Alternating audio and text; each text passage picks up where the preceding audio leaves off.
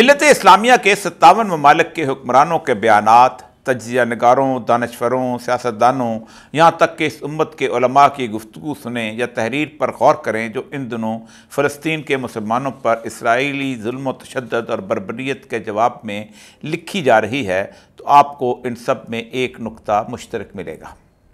ہم عالمی ضمیر کو جھنجھوڑنے جا رہے ہیں۔ حکمران بیان جانی کرتے اور عوام چوراہوں، سڑکوں، پریس کلبوں اور عالمی دفاتر کے سامنے پلے کارڈ اٹھائے نعرے لگاتے اور موم بتیاں جلاتے نظر آئیں گے۔ یہ سب اس بات پر کس قدر مطمئن ہیں کہ ہم نے اپنا فرض ادا کر دیا ہے، ہم نے اپنا حصہ ڈال دیا، اب ہم دن بھر شاپنگ کریں، عیش و عشرت میں گم رہیں اور پھر رات کو مزے کی نیند سو جائیں۔ یہ عالمی ضمیر ہے کیا چیز؟ کیا 11 ستمبر کے بعد ہر بڑے چھوٹے بوڑھے جوان نے اس کا بے ضمیر چہرہ نہیں دیکھا؟ کیا اسی عالمی ضمیر نے اقوام متحدہ میں اکٹھے ہو کر 48 سے زیادہ ممالک کو یہ اختیار نہیں دیا تھا کہ تم ایک ایسے ملک افغانستان پر ٹوٹ پڑو جو وسائل کے اعتبار سے دنیا بھر میں بھی سب سے کمزور ہے؟ اس کے پاس تو رست و رسائل کے ذرائع بھی ہیں اور نہ ہی اعلیٰ ٹیکنالوجی، مگر اس ملک کے نہتے پن کے باوجود پہاڑوں، جنگلوں اور بیابانوں میں آباد افغان قوم کے چرواہوں اور کسانوں کو انسانیت کا سب سے خطرناک دشمن قرار دے دیا گیا، اور جو دنیا کے یہ 48 غنڈے اس ملک پر چڑھ دوڑے۔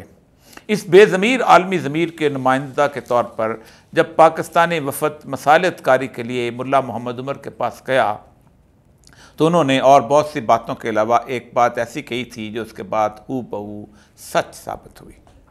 انہوں نے کہا تھا، دیکھو ایک دن تم سب اس عالمی ظلم کا شکار بنو گے، ہماری باری تم سے پہلے آ گئی ہے مگر کل تمہاری بھی آ جائے گی۔ تم امریکی حکومت کے ترجمان بن کر ہمیں مٹی میں مل جانے سے ڈرانے آئے ہو، ہمیں خاک ہونے کا ڈر نہیں ہے، کیونکہ ہم مٹی کے گھر میں رہتے ہیں، مٹی پر بیٹھ کر کھانا کھاتے ہیں، اور ہمارا اس بات پر مکمل ایمان ہے کہ ایک دن ہم نے مٹی میں چلے جانا ہے۔ لیکن یاد رکھو، ان 57 اسلامی ممالک کے شہریوں کا کیا ہوگا جنہوں نے اپنے لیے آسمان سے چھوتی عمارتیں تعمیر کر رکھی ہیں، اپنی زندگی کے لیے آسائش اور تعیش کا سامان جمع کر رکھا ہے؟ میں تمہیں اللہ کا واسطہ دیتا ہوں، متحد ہو جاؤ، باریاں مت لگاؤ۔ لیکن پوری امت کے حکمرانوں نے اس مرد مجاہد کے بجائے بے ضمیر عالمی ضمیر کا ساتھ دیا۔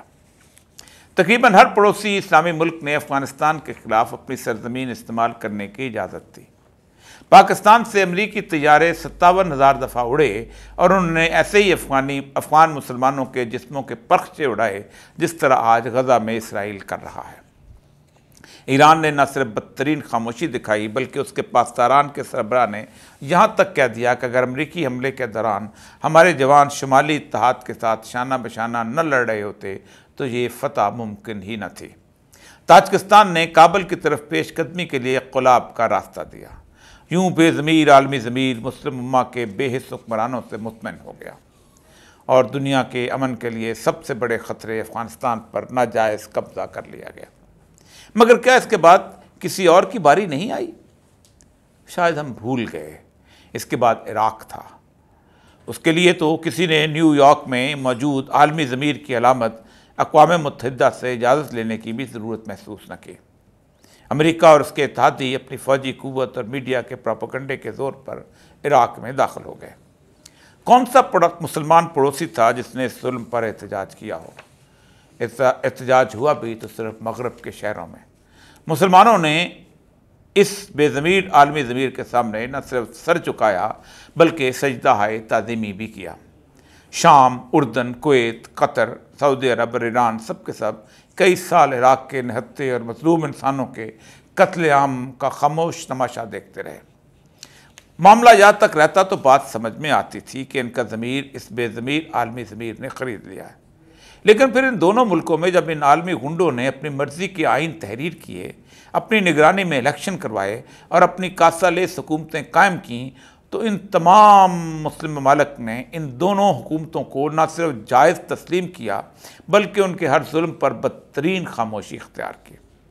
امریکی سرپرستی میں قائم افغانستان اور عراق کی حکومتیں شہروں کے شہر اجاڑتی رہیں، لوگوں کو دہشت گرد، القاعدہ کا ساتھی اور باغی کہہ کر قتل کرتی رہیں، اور ان دونوں ملکوں کے حکمرانوں کا تمام پڑوسی مسلمان ملک اپنے ایوانوں میں استقبال کرتے رہے۔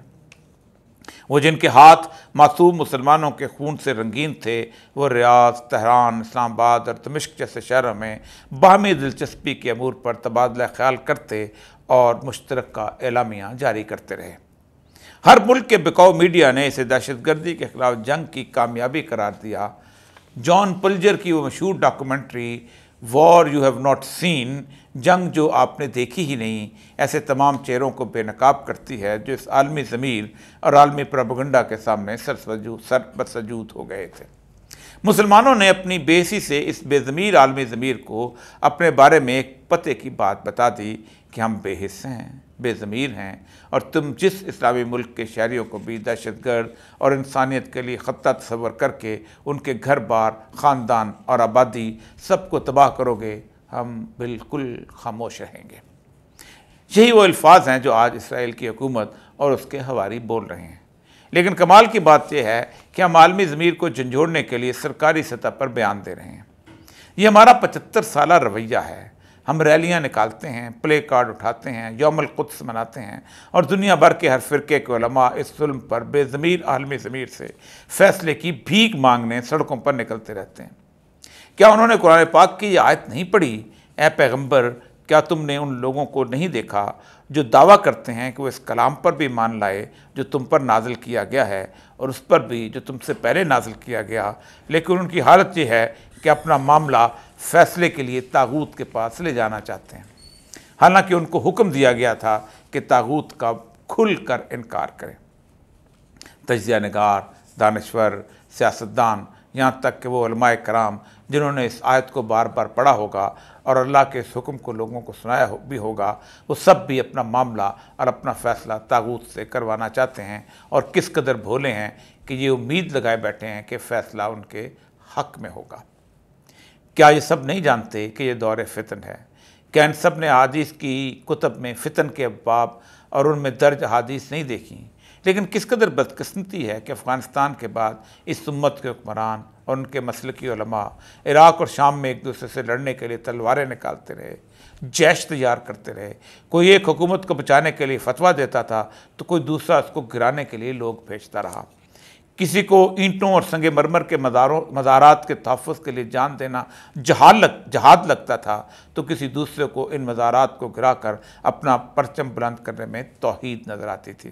ان 57 اسلامی ممالک کے حکمران تو دور کی بات، ان کے علماء میں بھی یکسوئی نہ پہلے تھی اور نہ ہی آج ہے کہ وہ یہ اعلان کریں کہ نہتے فلسطینیوں کے ساتھ مل کر لڑنا فرض عین اور جہاد ہے۔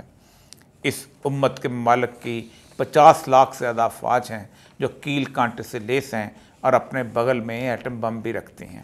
یہ ساری طاقتیں اور قوتیں انہیں صرف اللہ نے عطا کی ہیں، اور میرا اللہ روز قیامت ان سے ان ہتھیاروں اور افواج کی قوت کا حساب ضرور لے گا۔